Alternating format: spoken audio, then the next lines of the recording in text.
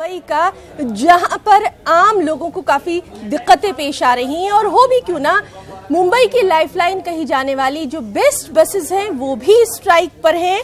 आज मुंबई में बीएसटी मुलाजमीन की हड़ताल है। मुंबई में बीएसटी मुलाजमीन की हड़ताल का आज दूसरा दिन है और इसकी वजह से तमाम बसें जो हैं उनकी आवाजाही बंद है।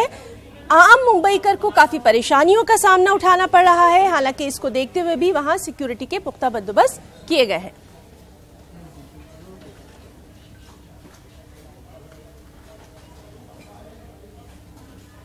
और चलिए मजीद अपडेट के लिए सीधे रुख करेंगे मुंबई का, जहां मौजूद है हमारे साथी अमित रॉय। अमित, आपसे इस वक्त का हाल जानना चाहेंगे, क्या मुंबई की रफ्तार थम गई है या फिर कुछ और इंतजाम किए गए हैं? देखिए, मुंबई की रफ्तार जो है वो थमी नहीं है, क्योंकि उसके लिए जो है रेलवे प्रशासन ने और दूसरे जो आवागमन के साधन है वो उसे जो है और अधिकतर बढ़ाया गया। लेकिन बीएसटी बस जो है वो लगभग पूरी तरीके से जो है रुकी हुई है, क्योंकि कल शाम को ये फैसला आया था कि शिवसेना की जो सेना है, बेस्ट कर्मचारी सेना, उन्होंने जो है इस संगठन से वापस ले लिया है ये मोर्चा। लेकिन जो दूसरे संगठन है और शिवसेना के संगठन जुड़े हुए जो लोग हैं उनका साफ तौर पे कहना है कि भले ही हमारे संगठन ने जो है वापस ले लिया है ये बंद, लेकिन हम इससे जुड़े हुए और हम जो है बस नहीं चलाएंगे। तो बहुत ही मुश्किल से हम देख सकते हैं कि 8 या 10 बसें जो है वो सड़कों पे चल रही हैं, लेकिन अभी भी बस की हड़ताल जारी है। लोगों को जो है तकलीफों का सामना करना पड़ रहा है। हालांकि कुछ एक्स्ट्रा ट्रेन जो है रेलवे की तरफ से जो है चलाई जा रही, लेकिन जो लोग बस से सफर करते हैं उन्हें जो है खासी दिक्कतों का सामना करना पड़ा है, क्योंकि आज भी वर्किंग डे है, स्कूल चालू है, कॉलेज चालू है, लोग ऑफिस जाने के लिए निकले हुए हैं, तो खासा परेशानियों का सामना लोगों को करना पड़ रहा है। जी अमित, आपसे ये भी जानना चाहेंगे, क्या कहीं से किसी हिंसक घटना की, किसी तशद्दुद की कोई इत्तला फिलहाल? नहीं, बिल्कुल नहीं, क्योंकि अभी तक कहीं पे भी किसी हिंसक घटना की कोई जानकारी जो है वो सामने नहीं आई हुई है।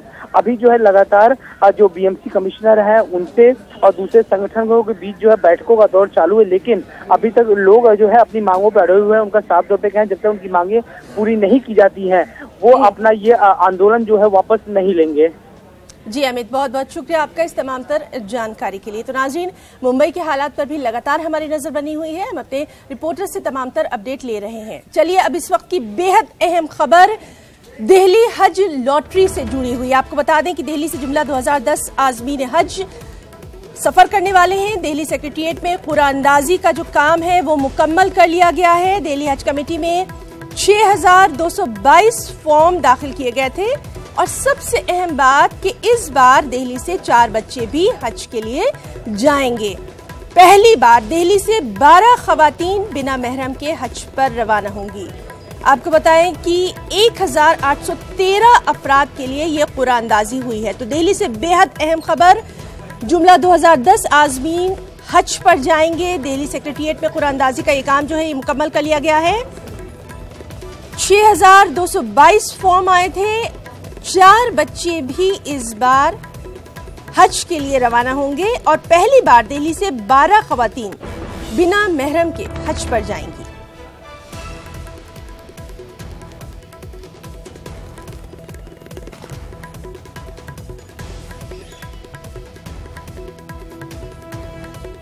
तो आपको बता दें कि दिल्ली सेक्रेटेरिएट में जो हज की कुरानंदाजी है उसका पूरा काम मुकम्मल कर लिया गया है। 4 बच्चे हज पे जाएंगे, 12 खवातीन बिना महरम के हज पे जाएंगी।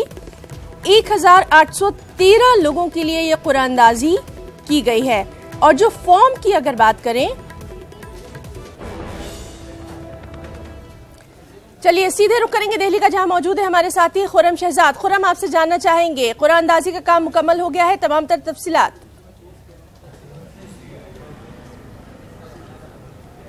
देखिए, 1813 लोगों का क्योंकि ड्रॉ होना है, ड्रॉ का जारी है अभी भी, उसका जो सिलसिला है वो लगातार जारी है। और उसके बाद क्योंकि वेटिंग लिस्ट भी निकाली जाती है और सब के सब आज़मीन जो होते हैं सभी की, यानी कि 4200 से ज़्यादा लोगों की वेटिंग लिस्ट निकाली जानी है, तो वो भी वो अमल जारी है। लेकिन हम कह सकते हैं कि जो बुनियादी काम था, यानी कि जिस तरह से कुरानंदाजी की शुरुआत होनी थी, वो सारे काम हो चुके हैं। हालांकि इस तकरीब में सिर्फ दिल्ली के जो वज़ीर हैं इमरान हुसैन वो शामिल हुए और उन्होंने जो मुंतखब लोग हो रहे हैं हज पर जाने के लिए उन्हें मुबारकबाद भी दी है। इस बार दिल्ली से 2010 लोग जाएंगे। देखा जाए तो ये काफ़ी बड़ी तादाद है। हालांकि दिल्ली का जो जनरल कोटा था वो 1553 था, लेकिन इस बार क्योंकि कई रियासतों में ये देखा गया कि वहाँ पर जो उनका हज कोटा था उससे भी कम फॉर्म आए, तो इस बार हज कोटा जो है वो ज़्यादा दिल्ली को अलॉट हुआ है। और अभी हमारी बात हो रही थी दिल्ली हज कमेटी के सेक्रेटरी से, उन्होंने उम्मीद जताई है कि अभी बहुत सारी जगहों से जो कैंसिलेशन होगा और बहुत सारे लोग जो है वो हज पर नहीं जाना चाहते, वो उन लोगों को मिला करके कुछ और हज कोटा यहाँ पर आएगा, तो तकरीबन 2500 लोग जो है वो दिल्ली से जा सकेंगे। तो उम्मीद की जा रही है कि एक बेहतर हज होगा। दिल्ली हज कमेटी के लोग यहाँ आए हुए थे, लेकिन साथ ही साथ आज यहाँ पर एक ऐलान और भी क्या कर दिया गया। दिल्ली में हज हाउस की जो है वो शुरुआत जो है वो होगी। जो वजीर थे इमरान हुसैन, आज उन्होंने यहाँ पर ये बाज़ाब्ता यहाँ पर ऐलान किया है और उम्मीद की जा रही है 2-3 सालों में ये हज हाउस भी तैयार होगा। और दिल्ली के लोगों को जो दिक्कत होती थी, जी खासतौर से 5 रियासतों के जो हाजी हैं वो दिल्ली से जाते हैं, तो उनको यहाँ पर ठहराने को लेकर दिक्कत होती थी, तो उनके लिए भी जो है बेहतर इंतजाम हो जाएंगे। जी खुर्रम, ये तो एक बहुत अच्छी बात है कि कम से कम हज हाउस की शुरुआत की गई है। 4 बच्चे भी जो हैं वो इस बार हज के लिए जाने वाले हैं, उनके ताल्लुक से कुछ इत्तला है क्या? देखिए, हाँ बिल्कुल, ये बिल्कुल सही बात है कि सिर्फ 4 बच्चे जो है इस बार हज पर जाएंगे, क्योंकि इन्फेंट होते हैं यानी नाबालिग होते हैं, वो जाते हैं हज पर। लेकिन साथ ही साथ पहली बार जो 12 खवातीन हैं बगैर महरम के वो भी जाएंगी, और ये पहली बार होगा क्योंकि पिछली बार जब ये पॉलिसी आई थी तो उस वक्त दिल्ली से कोई भी जो है कवर यानी कि 4-4 जो ग्रुप कम से कम हो और 6 का ग्रुप दिल्ली से बनाया गया है जिनकी उम्र 45 साल से ज़्यादा हो, और जो बगैर महरम के हज पर जाना चाहती हैं वो खवातीन, उनको रिजर्व कैटेगरी दी गई है। तो 2 ग्रुप दिल्ली से बने हैं, तो 12 खवातीन इस बार जो है वो हज पर रवाना हो रही हैं। तो ये एक बड़ी बात है और अहम शुरुआत है। खासतौर से हमने देखा था मरकजी हुकूमत ने जिस तरह से एक अहम पॉलिसी लेकर आई थी और इसको जो है खवातीन के एम्पावरमेंट का नाम दिया गया था। तो इस बार उम्मीद करते हैं कि एक बेहतर हज होगा और एक अच्छा हज देखने को मिलेगा और आज़मीन को किसी तरह की कोई दिक्कत का सामना नहीं करना पड़ेगा। जी खुर्रम, बहुत बहुत शुक्रिया आपका इस तमाम जानकारी के लिए।